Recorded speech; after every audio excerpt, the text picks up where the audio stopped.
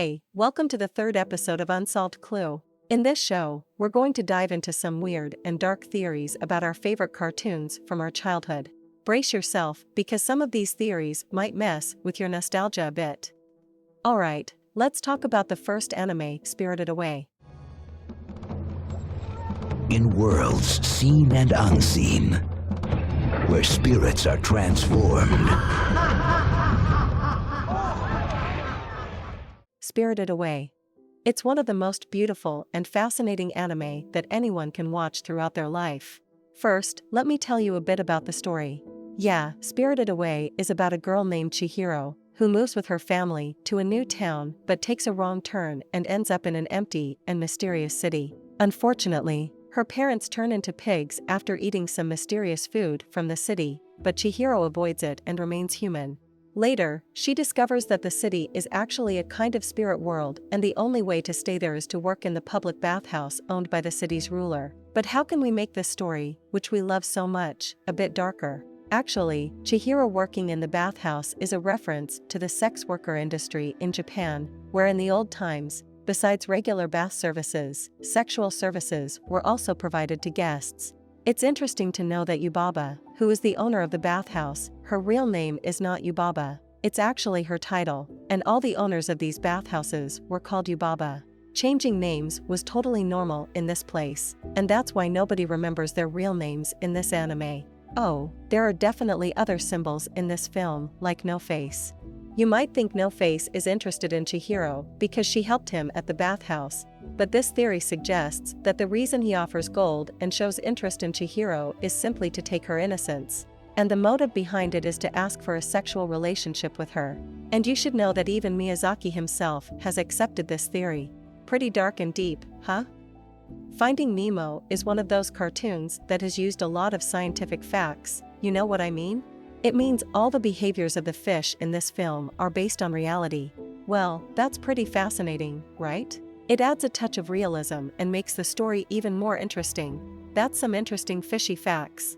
So, you're saying clownfish live in groups, and in each group, there's only one female fish who's bigger than the rest and has a mate. If she somehow kicks the bucket, the male fish changes its gender and becomes the new female in the group responsible for reproduction. And the reason behind all this is that clownfish are born with both male and female reproductive organs, mostly starting out as males and changing when needed. Nature can be pretty wild and fascinating, right? So, now that we've learned all these cool things, what's next? That's a deep plot twist. In the movie, all the fish in the group except for Nemo and his dad were killed, and they were the only surviving pair in the group. Man, that's heavy. It must have been tough for them to be the last ones standing. I guess it shows how unpredictable life can be. And sometimes, you just gotta roll with the punches and keep swimming, right? It's definitely something to think about. The theory about Up is pretty mind-blowing. It suggests that Carl unintentionally caused the death of his wife. That's heavy stuff. In the movie, Carl is around 78 years old, born in the 1930s. They show Carl and his wife fixing up an old house that seems older than them, and here's the catch, those houses built before 1940, especially in Utah, had a big problem. They used lead-based paint on the walls. And you know what? Lead is a toxic substance that can lead to long-term poisoning in humans. It caused Ellie two major issues, infertility and severe bone problems that could be fatal. So, the decision to buy that house indirectly led to Ellie's health issues, and it's quite a tearjerker. But here comes the main theory. They say on the night Carl realizes he needs to go to the senior care home, he suffers a heart attack in his sleep and passes away. And all those events in the movie are like a journey he has to go through to find peace after death. And Russell is like an angel who comes to help him break free from his earthly attachments. That's one deep and emotional take on Up. It definitely adds a whole new layer of meaning to the movie. Pixar really knows how to tug at our heartstrings. The theory about Coraline is wild.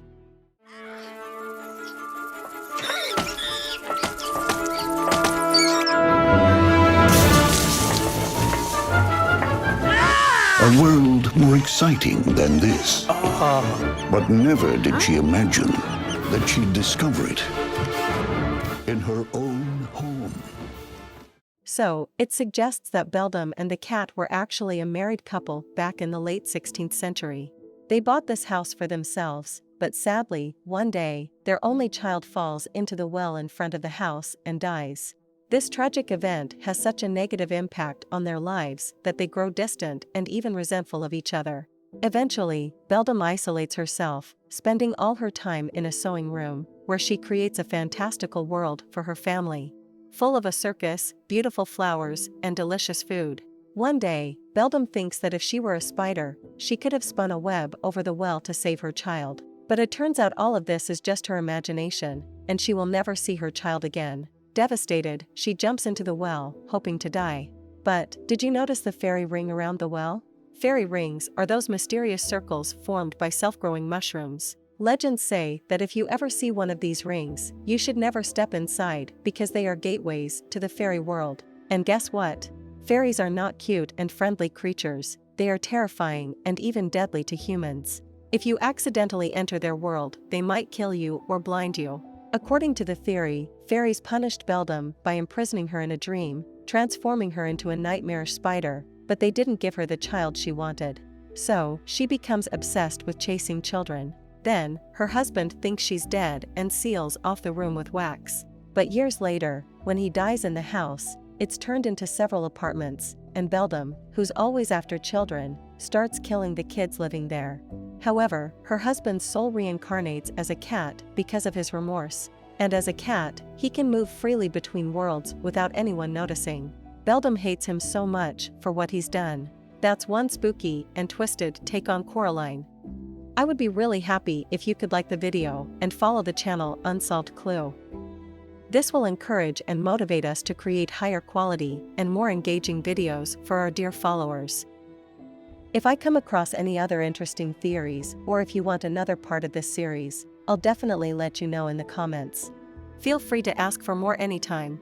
Thank you so much for watching this episode. I hope you enjoyed it.